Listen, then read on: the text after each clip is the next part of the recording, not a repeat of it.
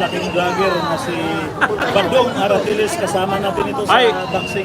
pwede nyo akong tanungin dito ha, makiupo lang kayo ha, kasi tamad na ako eh. May upuan ako ngayon, may upuan. Sige. Dito kayo. Bads, ano masasabi mo sa pangalawang isinambang impeachment laban sa ating Vice President? Kinakasan na yung pangatlo. Ibig sabihin, lusaw na yung una at saka pangalawa. Hindi nga eh. Yun nga hindi ko maintindihan eh. Dati, pagka may impeachment, nung panahon ni Gloria, alam ko yan eh.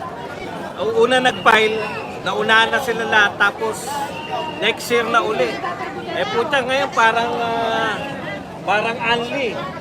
Only yung pagpapile ng impeachment. Pero Sir Kaya Badong, nagtataka tayo. mga kongresista itong mga third na Yung third, mukhang yun yung in-announce. Sir JM. Sir JM, kaway ka naman dito. Hello! Yan, ito sa ating pasimuno nito.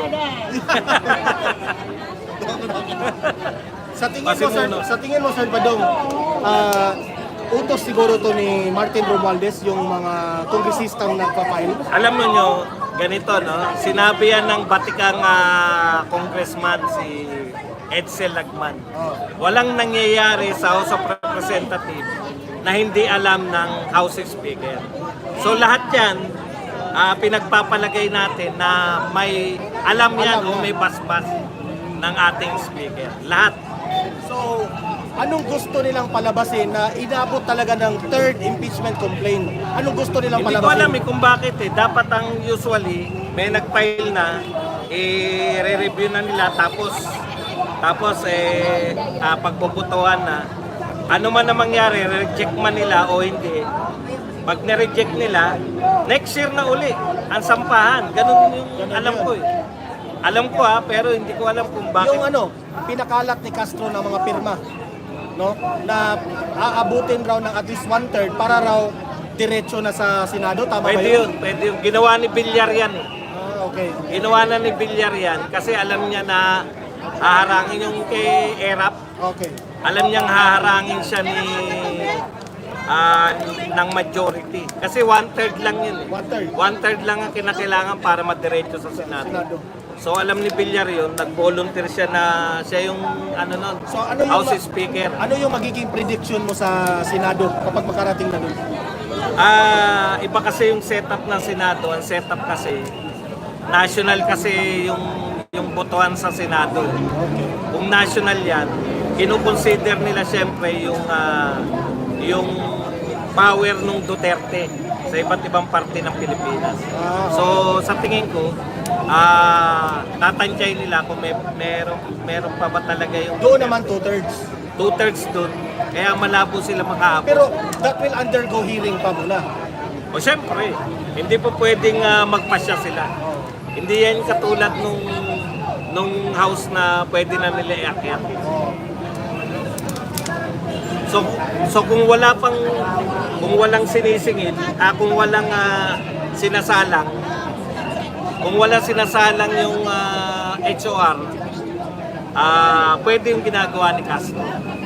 Pero malaki ba tayong chance dyan? Kasi yung sinabi po ni Jinggoy Estrada na he is not for impeachment kasi alam na natin sa kasaysayan natin na yung panahon nga yung tatay niya, hindi rin umunlad yung bansa natin.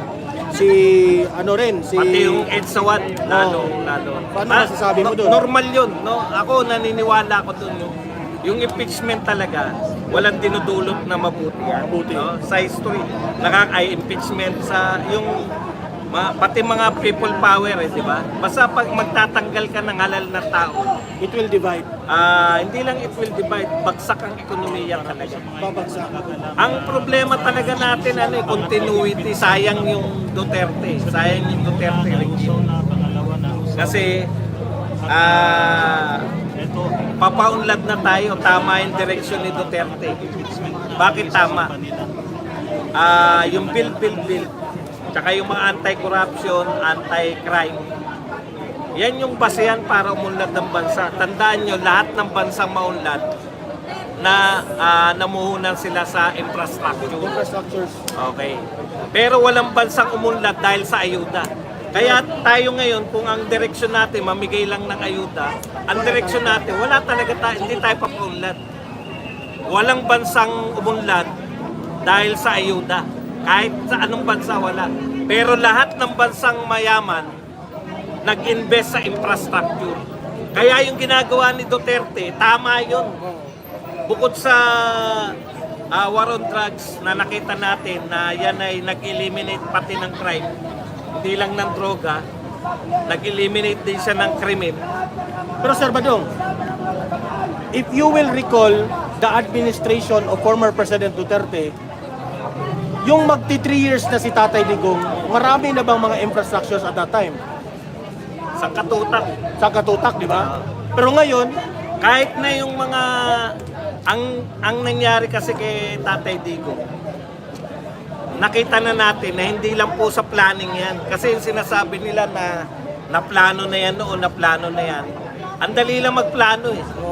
Yung mga sinasabi nila, naka-blue, ano yung blue, ay sa engineering, ano yung blueprint na yan, nung araw pa. Wala yan eh.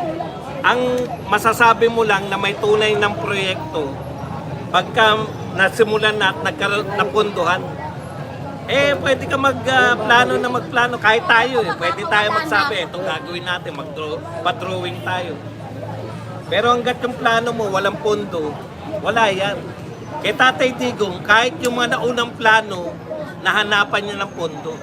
Kaya golden age tayo ng golden age talaga tayo ng infrastructure so ng panahon madaling ni Tatay salita, Digong. yung Build Better More, budol rin yun. Wala na. Kasi kaya yan may basihan yan. Hindi yan na budol sa simula pa lang. Yung Build Better More, yung mga budget niya naka-align dun sa akala nila makakakuha sila ng budget na katulad na nakukuha ni Tatay Digong. Ibig sabihin, kung continue din yung pasok ng pondo, talagang matutupad yung Build Better More. Kasi magsisip ka lang naman instead na mga tulay at mga So kalsada. ibig sabihin, nahihirapan po ngayon si PBBM na maging totoo yung sinabi niya sa O kasi walang tiwala sa kanya infrastructure yung mga investor. Walang tiwala. Una, Marcos siya. Diba, ikot na siya ng ikot to, pero wala pa rin... Yun nga yun, di ba? Nakikita natin ngayon. Lahat ng inukutan niya, lahat ng mga nangako sa kanya, wala. Kanino nag-invest? Microsoft, Apple, sa mga kapitbahay natin. Kasi nagsiship sila mula China eh. Nagsiship sila eh. So, yun sana yung Kaso, sino mag-invest sa bansa na naghanap ng kaaway? Dati na natin kaibigan yung China panahon ni Duterte. Si Putin, nakita nyo, problemado tayo ngayon. Pinasok tayo ng Russia na submarine. Di ba? Hindi mangyayari panahon ni Tatay Digong yan kasi friends to all, enemies to lang tayo. Mali din na sabihin na tayo ay anti-US. Kaibigan din natin ang US. In fact, magkaibigan si Donald Trump at si Tatay Digong. Ang binatikos lang ni former President Duterte, si Obama lang, di ba? Okay. Tama. Kaibigan natin. Tayo, no? Friends to all, enemies to lang tayo. Pinakamaganda so far kasi nagbukas eh. Yung build ni Tatay Digong, hindi po yan natsambahan. Talagang pinagtiwalaan siya ng investor kasi ano ba tunguhin pagka ikaw ay nag-open ka ng yung nakipagkaibigan ka sa mga dati mong hindi kaibigan, di ba? Di magbubukas pati yung investment. Pati nga Russia, di ba? Pumunta siya doon. Russia. At nakipag... Kaibigan niya. Kaibigan siya kay Putin. Diba? Tsaka yung tiwala na investors kasi nakaya niya nga mag-war on drugs eh. Correct. Mapoprotektahan din ito yung ating pera. Eto. So, meaning to say, Sir Badong, sa tingin mo, itong si Presidente Bongbong Marcos ngayon, medyo mahina Uy, yung... madam, pahinga ka na. Sobra ka naman. Pinaloko lang kita. Baka umuwi ka na agad. May aircon ako rito. Mahina yung respeto ng Ay, ay, ay.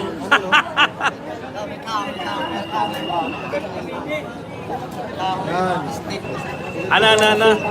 Tanong. Ibig sabihin, Salvador, mahina yung respeto ng mga world leaders kay Bongbong Marcos compared to Duterte. Tama. At tandaan nyo, yung mga sinasabi nating nagpapasya na world leaders, mga makapangyarihang bansa yan. Di ba?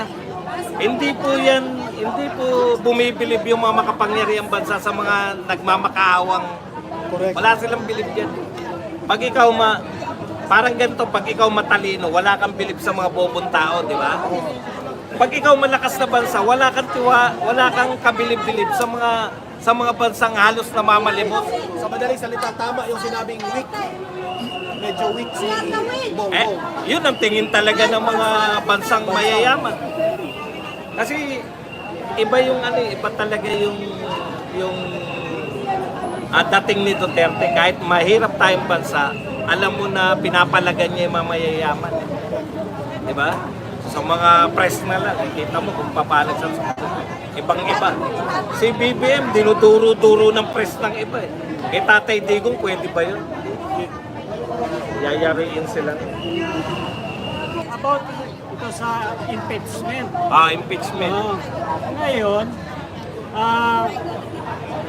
sa Congress, buo na ba yung ano nila na ibig sabihin na-file na yung impeachment? Na-file na. Na-file na. So ngayon, saan yung pupunta sa Senate? Hindi pa. Na-file yung, may police. Teka, tignan muna natin. Sige, dun muna tayo. Kung ano po yung gagawin. Ayan.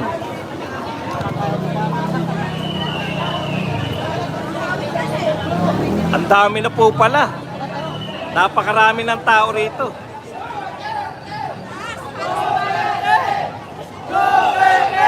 Ayan. So may mga dumating na pulis.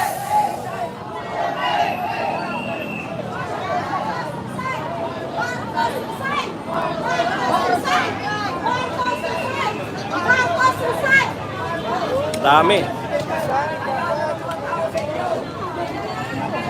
Ngayon, aking sabihin ang lahat ng aking mga naramdaman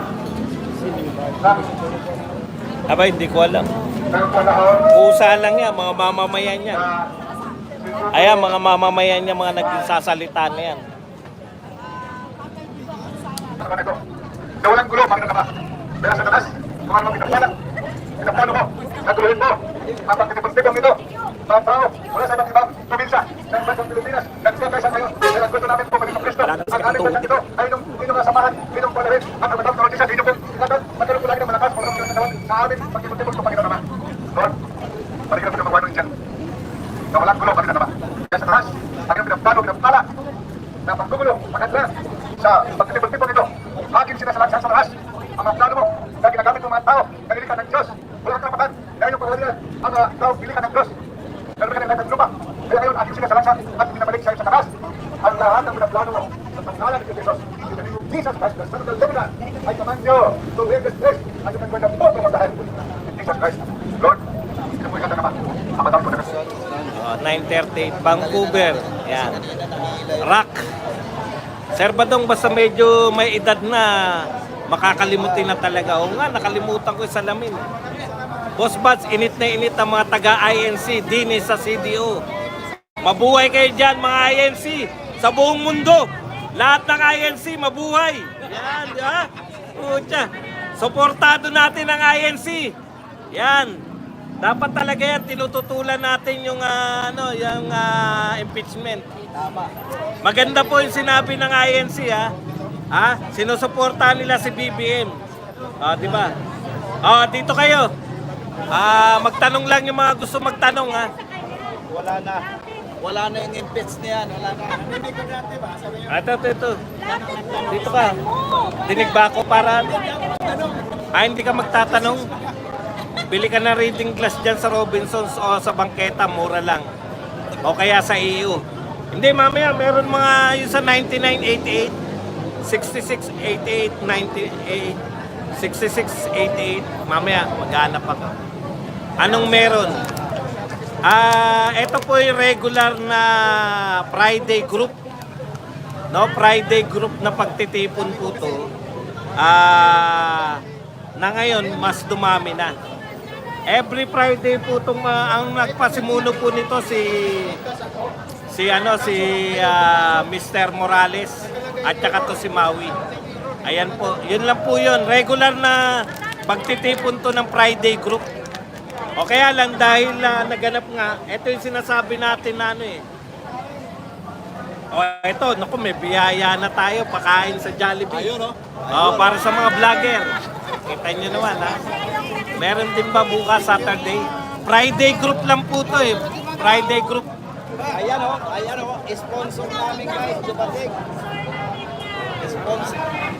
Okay, good day, Bats. Tanong ko lang, di ba na basura impeachment nila De Lima? Pwede ba tumanggap ng iba pang impeachment laban kay BP Inday Sara? Sino ba yung dumating? Sino yung dumating? Ay, bumbong lang kami na bumbong. Namigay. Totoo pa kaya na heat stroke daw si Tambuaya? Wala naman pong tayo nababalitaan na totoo yan. Pero kung magkakatotoo yan, di siyempre malulungkot tayo. Malulungkot. Hindi niya kaya ipakiusap at pigilin ng Crocs si Tamba. As told by Luis Ro, tuloy-tuloy ang trabaho nila magpa-impeach kahit nagkagulo na ang Pilipinas. Alam niyo po, hindi po tayo nagtataka no, sa sinasabi niyo na tuloy-tuloy pa rin ang impeachment kasi wala na po sila talagang chance. Wala silang chance sa manalo sa regular na eleksyon. Wala rin po silang chance na pag natalo po sila, alam na, kinakabahan na sila. Nakita niyo naman ginawa nila kay BP Sara, imposible po. Host talaga. Oo, talaga. Hindi mananalo si Martin mo. Tindi mo. 1% lang si Martin. Hindi mananalo yan. Barangay Kagawad. Baka sablay pa yan sa Barangay Kagawad sa amin, sa Tacloban eh. Patunayan ko, napatunayan na namin Vice President si Sara Duterte. Kung hindi mo pa alam, si Martin congressman. Kung yan ba sa tingin ninyo, kung sa tingin nyo ba yan ay mananalo, bakit hindi tumakbong Vice President? Diba? Yan sinasabi ko sa inyo.